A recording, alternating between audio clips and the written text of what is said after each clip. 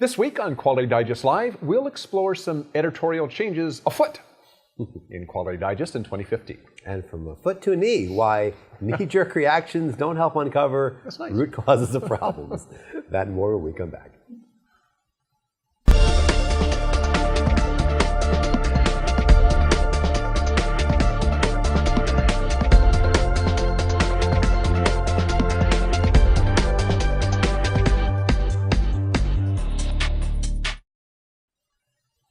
Welcome back to Quality Digest Live for January 9th, 2015. QDL is your weekly look at who and what is making the news in the world of quality.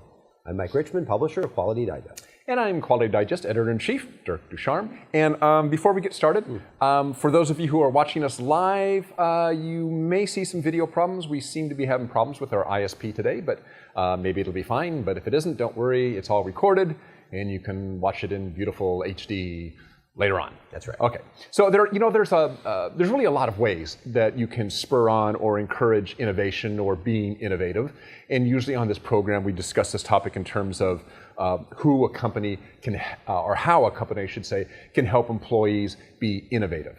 The management side of the equation, let's say.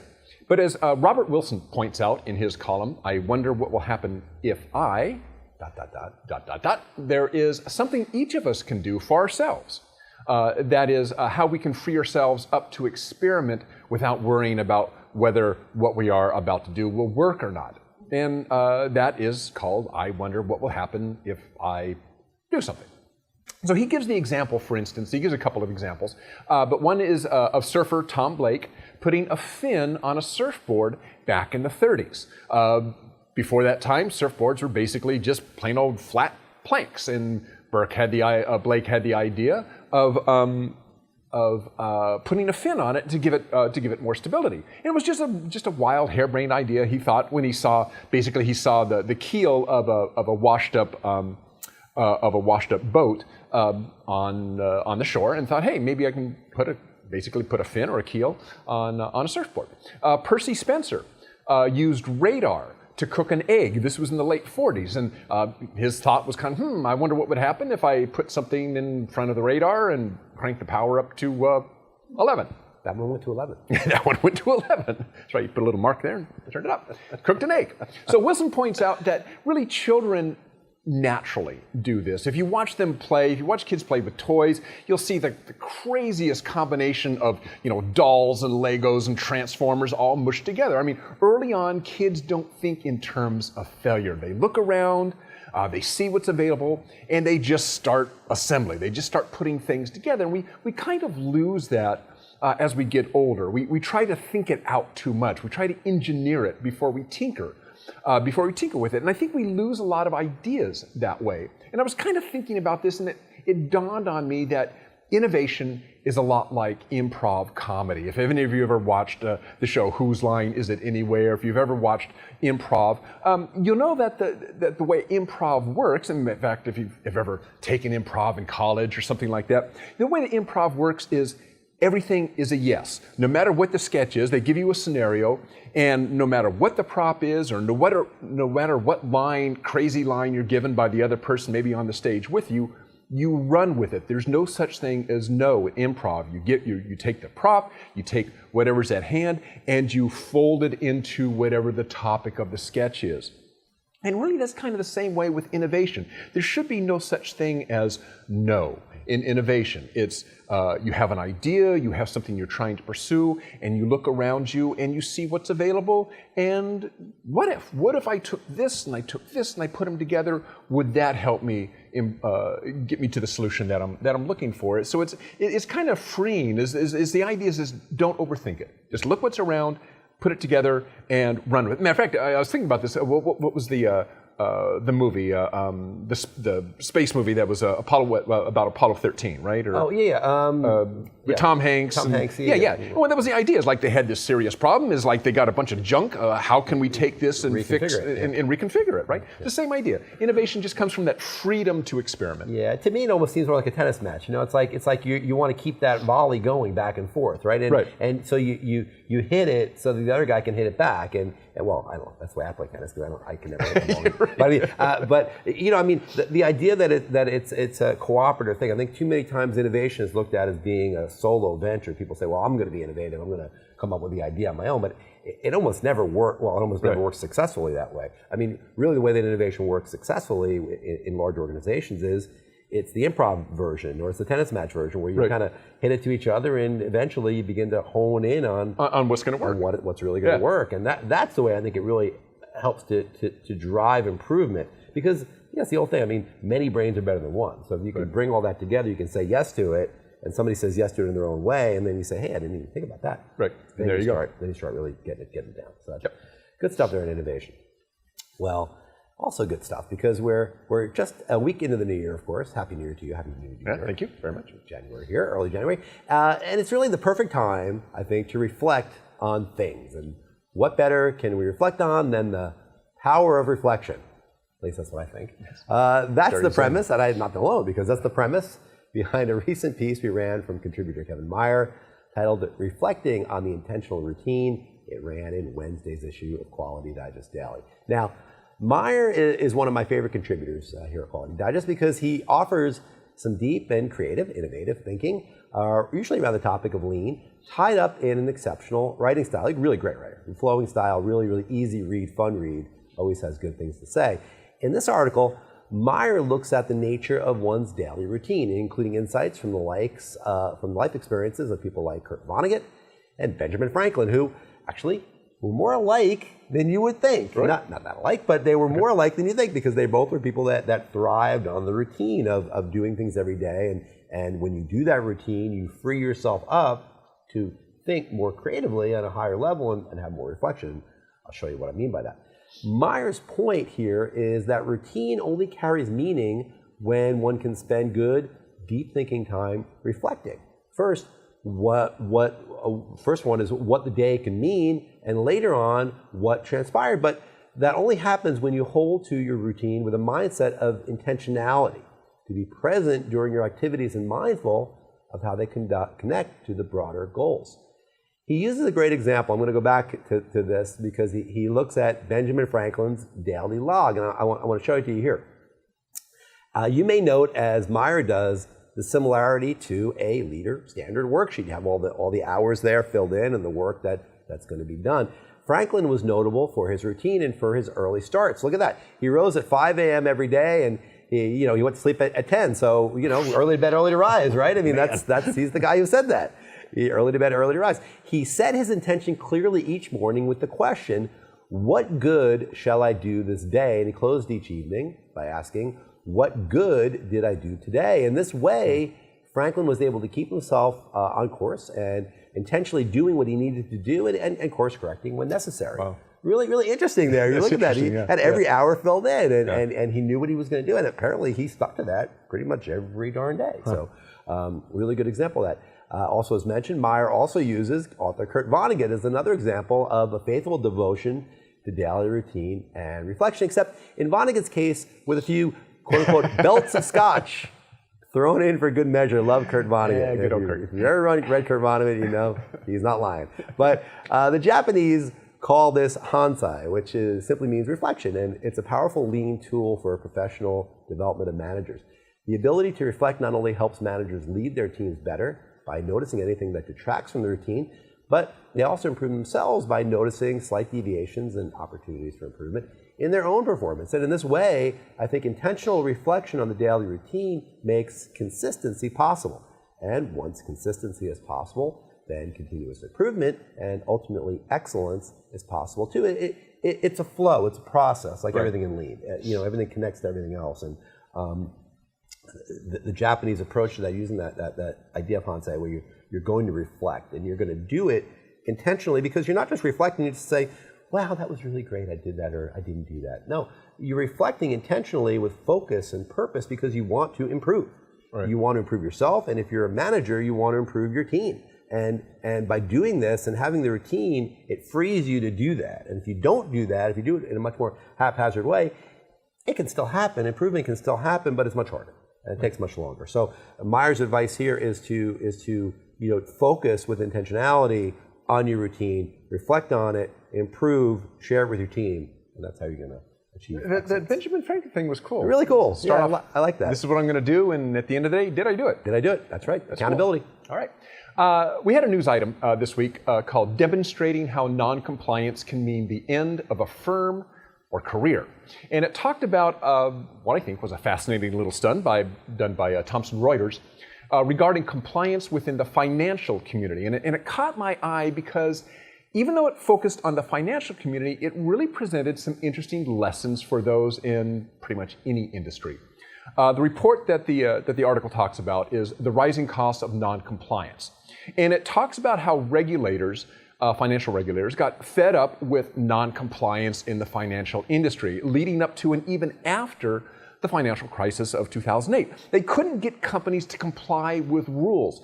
Fines, even big fines, huge fines, $100 million fines, just didn't work. It's just part of doing business, you know? I mean, when you're making billions and billions of dollars. It's 100 million. Yeah, what's 100 million? Who cares, right? So regulators started going for the throat. So for instance, by withdrawing the ability of a firm to conduct the regulated portions of its business, shut their line down, for instance. So in other words, in August 2014, it was announced that PricewaterhouseCoopers' Regulatory Advisory Services arm would be suspended, stopped, shut down from accepting consulting engagements at New York Department of Financial Services regulated financial institutions. Shut down for 2 years that they couldn't do that. That hits them where it hurts, right? Mm-hmm. Shutting down business.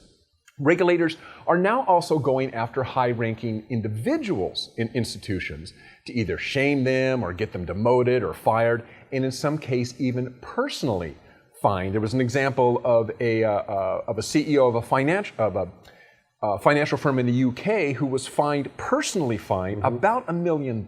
Yep. That'll get your attention if you're a CEO. Still not necessarily as draconian as the Chinese method. Yes. Well, but, just shoot you. But it's getting there. It's getting there. It's getting there. So you're asking, my company isn't a regulated industry. Why should I care about this? You should care because the reason all this came about with the regulators is that these companies just didn't care about compliance to the point where even though these are regulated industries, you know, legally regulated, they cut the budgets of their compliance departments, sort of equivalent to cutting the budget of the quality department. I'm sure none of you have ever had that happen. Listen to this quote from the study and see if it kind of rings true for your industry.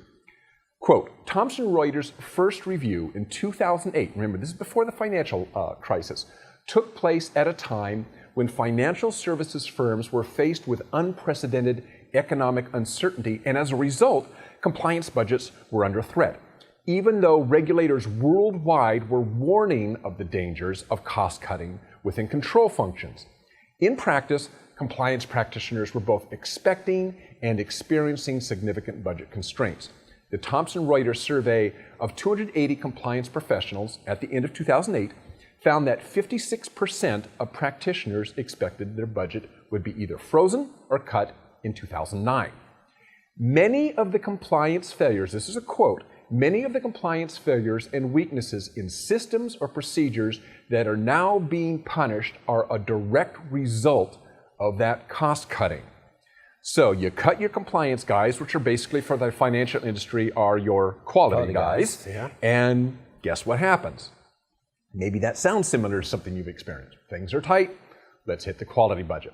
So what happens when you hit the quality budget? Well, maybe if you're not a regulated industry, maybe you're not going to feel any legal ramifications for this, but you are going to see things like maybe a cost to your brand. If you have, let's take Toyota, okay, or any of the car industry, but Toyota has been in the news recently. If you cut costs, or if you impact the quality of your product, then all of a sudden you have like a massive recall, and all of a sudden your cars are in the news under a massive recall. Yeah. Is that good for the brand? No. Not so much. Yeah. Is it good for shareholders and your stock price? Not so much. So the kind of the point of all this too, and a point that that comes out in this article, is that it costs a lot more to fix a problem or to the ramifications of a problem, the impact of a problem, are a lot higher than what it would cost to simply keep the budget or improve the budget on your compliance or quality efforts. You are not saving money by cutting your compliance or quality efforts. In the long term, you're most likely going to be negatively impacting the positive line, not positively impacting it. In other words, it doesn't make sense to cut. It doesn't make sense to cut your compliance efforts. I mean, in the long run, it's going to bite you in the butt. Yeah, and we've seen this. We talked about this in terms of the different kind of CEOs that come into different situations, and some CEOs come in with a cleaver out, and they come in a cost-cutting mode, and they just start shopping everything. But you know, long term, and it may take a couple of years for that to show up, but long term, it's going to bite you, like you're saying. Right. And you know, managers that are there for the long term and understand that and have an equilibrium within the company, understand that there's a cost benefit to everything. And that, sure, I mean, you can't just cut arbitrarily and not lose some value somewhere, whether it's compliance or whether it's quality. And that's good advice, I think. Yeah. Good piece by Thomas Reuters has always got good stuff. Yeah, interesting stuff. By the way, the entire study can be downloaded. If you go to that article, then you can click. I think you have to probably give your name and email address and all that. But it's about a 24-page report. It's interesting reading. Yeah, good reading there. Okay, thanks, Dirk. All right, well, we're going to look ahead now to 2015 and some of the things that we're doing here at Quality Digest. We wrote an article. I wrote an article as the head of our team, and really speaking for all of us here in Quality Digest, called Looking Ahead to 2015. And that was bylined by myself, and it ran in Tuesday's issue of Quality Digest Daily. And this article talks really about doing what we do best here as media folks, as journalists, as we like to think of ourselves, doing what we do best, telling stories. And bringing to you what we think are the compelling stories that really make Quality Digest Daily, Quality Digest Live on our website a part of your daily business life, hopefully.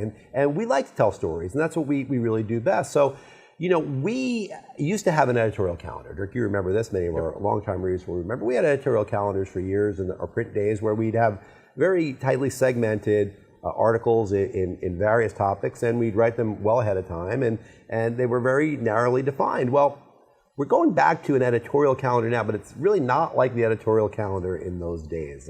Really, when people ask me if we have an editorial calendar, my typical line in the last few years has been like, well, we don't, because what we do is we cover what's hot in the world of quality, and we present it to you in as near to real time as we possibly can. Well, we're still going to do that. I mean, we're still going to present the news in as close to real time as we possibly can to you every day. But we're also now building in a longer narrative around key topics each month that are going to allow us to bring to you our best thinking, a lot of it written in-house, written by some of our really top contributors on various topics. And I want to just read to you really quickly the 12 months that we have planned for you and the topics that we're going to be covering each of these 12 months coming up. Here in January, it's product lifecycle. Next month, February, it's going to be the digital workplace. March, we're covering automation and robotics. April is the management excellence month. May is supply chain and logistics. June, STEM, teams and training. July is everything shop floor. August, risk management. September, standards. October, healthcare. November, lean tools. And December, customers. And again, those are the general broad topics. And within that, we're going to start forming these narratives around those broad topics to tell you what we think is most important and what most affects you and affects quality. For example, let's just look at what we're going to be doing here in January. I want to give you a few examples of what we're doing here the next few weeks. We have several standalone features that are going to talk about the product lifecycle. Next week, for instance, Mike Mickelwright is going to look at how lean principles can help ensure social responsibility and profitability. Very interesting. And profitability when you apply lean principles to the product lifecycle.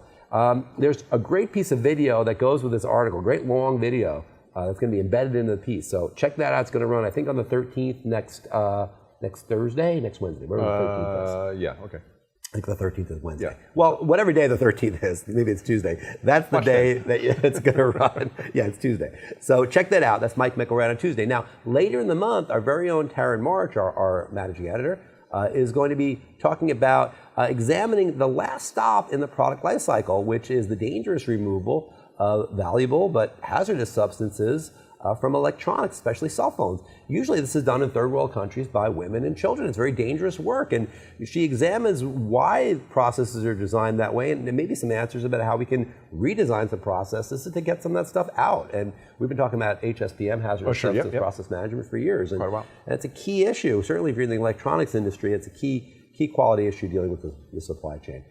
Other pieces are going to talk about the supply chain again, new shoring, quote unquote, for small businesses, smart packaging to enhance traceability, and a new standard, ISO 19600 2014 on compliance management. I think that's the standard. Okay.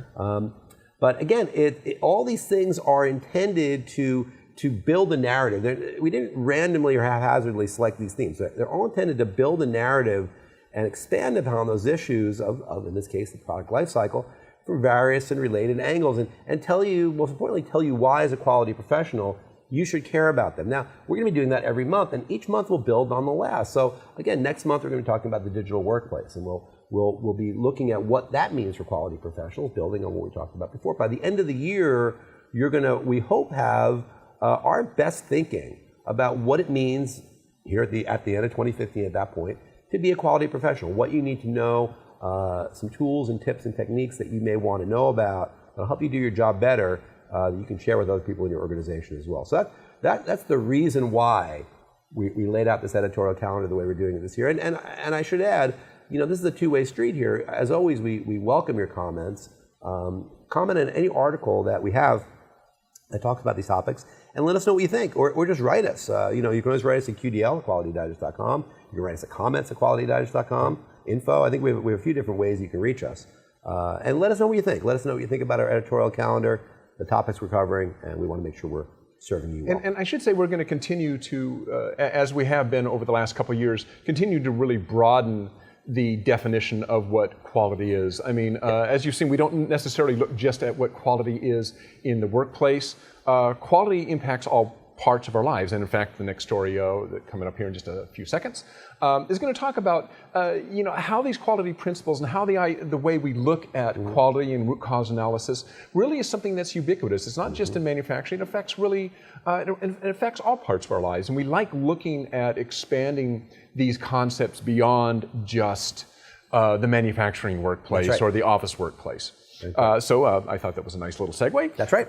For instance, in the article, Knee-Jerk Reactions Won't Solve Quality Problems, author Arun Hariharan, one of our newer authors we had for about a year or so, he brings to life in a pretty poignant way, I think, how we often respond too quickly and perhaps incorrectly when faced with a quality failure. And in this case, sadly, the quality failure resulted in the rape of a young woman in an Uber cab in Delhi, in the Delhi region. According to the New York Times, last month, India's Delhi region banned Uber, the popular hail-a-ride service some of you probably used, after one of its drivers appeared in court on suspicion of raping a passenger who dozed off during a ride home, only to discover that the driver had taken her to a secluded spot and then climbed into the back seat of the vehicle with her.